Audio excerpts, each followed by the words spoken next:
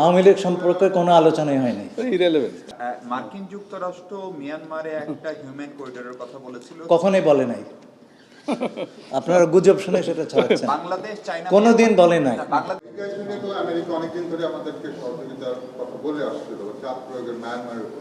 আজকে আপনাদের ডেভেলপমেন্ট কোনো আপনারা কি কোনো অগ্রগতি হলো কিনা? রোহিঙ্গার বিষয়ে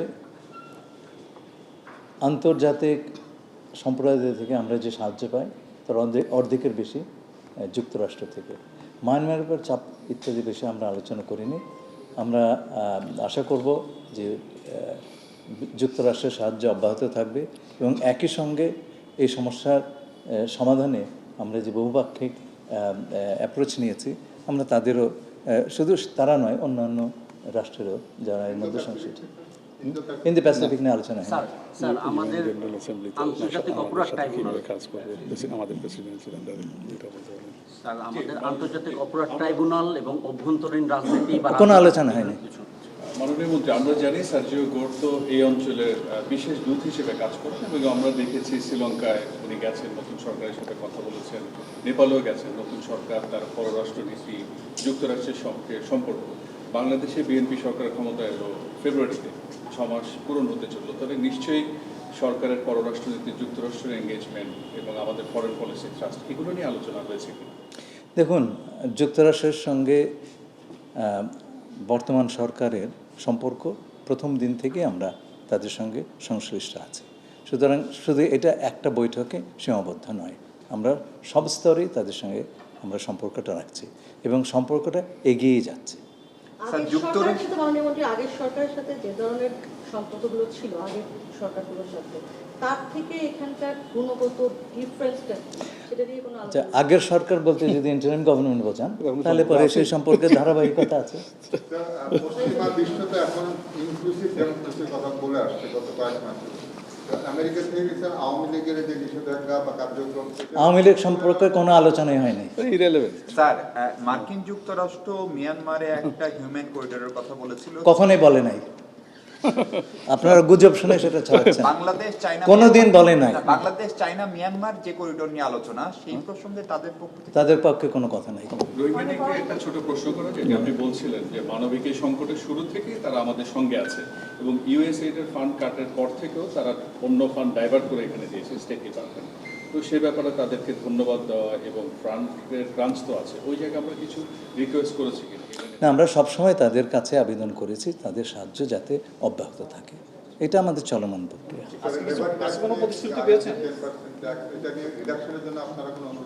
ভাই, এই ট্যাক্সটা সম্পর্কে আমি যা পড়ছি তাতে মনে হচ্ছে মানুষের কোনো ধারণাই নেই।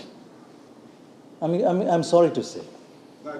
হ্যাঁ, না, এই ট্যাক্সটা এলো কেন, এই ডিউটিটা কী প্রক্রিয়াতে আসলো, এটা কি সেটা সম্পর্কে তো জ্ঞান নেই লোকজন। I am sorry to say this. আপনারা জানেন প্রথমে 19% আমাদেরকে ধার্য করা হয়েছিল, যে আইনের বলে সেটা করা হয়েছিল। সুপ্রিম কোর্ট আমেরিকার বলেছে সেই আইনের বলে আপনি ট্যারিফ দিতে পারেন না। তারপরে ইউএস ট্রেড ল অনুযায়ী বর্তমান যে রেজিমটা চলছে তাতে করে 155 দিন আমেরিকার প্রেসিডেন্ট কংগ্রেসের কোনো সম্মতি ছাড়াই উনি সর্বোচ্চ 15% ডিউটি দিতে আরোপ করতে পারেন, সেই সময়টা শেষ হয়ে যাচ্ছে। সুতরাং তারা 301 আর্টিকেল, যার মাধ্যমে আমেরিকার রাষ্ট্রপতি উনি unlimited amount of tariff for unlimited time ধার্য করতে পারেন, কিন্তু তার জন্যে তাকে একটা কারণ দেখাতে হবে এবং সেইটা নিয়ে একটা ইনভেস্টিগেশন করতে হবে। এই ইনভেস্টিগেশনগুলো একটা পর্যায়ে শেষ হয়েছে এবং তাতে আমরা 10% আমাদেরকে ধার্য করা হয়েছে। এটাই হচ্ছে নতুন ডিউটি। আচ্ছা, এখন আমাদের 10, অন্যরা 12 পেয়েছে, 12.5 পেয়েছে, আমরা 10 পেয়েছি। সেই সঙ্গে আরেকটা জিনিস পেয়েছি যেটার কথা কেউ বলছে না, এটা হচ্ছে সবচাইতে ইম্পর্টেন্ট। আমার সঙ্গে আমেরিকার যে বাণিজ্য আলোচনায় আমি একটা কথা তাদেরকে বলেছি যে এই যে জামা কাপড় আমরা বানাই, এটা যদি আমেরিকান তুলা বা আমেরিকান ম্যানমেড ফ্যাব্রিক দিয়ে ম্যানমেড ফাইবার দিয়ে বানাই, তাহলে পরে this is basically A transformed American cotton. তো আপনারা কেন এর উপরে শুল্ক ধার্য করবেন? এবং তারা এবার আমাদেরকে তার জন্য একটা ডিসপেন্সেশন দিয়েছে, যে একটা ট্যারিফ কোটা সিস্টেম করেছে যাতে করে আমরা আরও অধিকতর মার্কেট অ্যাক্সেস পাই। সেটা কেবল বাংলাদেশ এবং সেই সঙ্গে ইন্দোনেশিয়া এবং মালয়েশিয়া এবং আরও একটি আসিয়ান দেশ পেয়েছে, যে ক্যাম্বোডিয়া। মাননীয় পররাষ্ট্রমন্ত্রী, আমি যদি দেখি বিগত আওয়ামী লীগ সরকারের সময় মানবাধিকার লঙ্ঘনের অভিযোগে র্যাব সহ বাংলাদেশের উপর ভিসা রেস্ট্রিকশন ছিল। বর্তমান সরকার মানবাধিকারের ব্যাপারে মানবাধিকার প্রতিষ্ঠার ব্যাপারে শতভাগ প্রতিশ্রুতিবদ্ধ, একই সাথে জাতিসংঘের একটি ব্রাঞ্চও এখানে এস্টাবলিশ করা হয়েছে। এখন এই ব্যাপারটাকে তোলা হয়েছে কিনা, র্যাবের উপর থেকে নিষেধাজ্ঞা প্রত্যাহার বা ভিসা রেস্ট্রিকশন? না, এই বিষয়টি আমরা সবসময় আলোচনা করেছি বিভিন্ন ভাবে যুক্তরাষ্ট্র সরকারের সঙ্গে র্যাবের এই স্যাংশনটা তুলে নেওয়ার ব্যাপারে। এটা চলমান প্রক্রিয়া, আজকে সে বিষয়ে আলোচনা হয়নি। স্যার, আজকের মিটিংয়ের আসলে ফোকাসিং কী ছিল? আমরা একটু আমার কাছে এখনো পরিষ্কার না, অনেকক্ষণ কথা বলেছেন, 1 ঘন্টার বেশি মনে হলো। ঠিক কি ফোকাসিং ছিল, ওদের আগ্রহ কোথায় ছিল স্যার? এটা পরিষ্কার না স্যার, হেডলাইন ঠিক করার দরকার নেই স্যার। হেডলাইন যদি আমরা ঠিক করে দিতে হয়।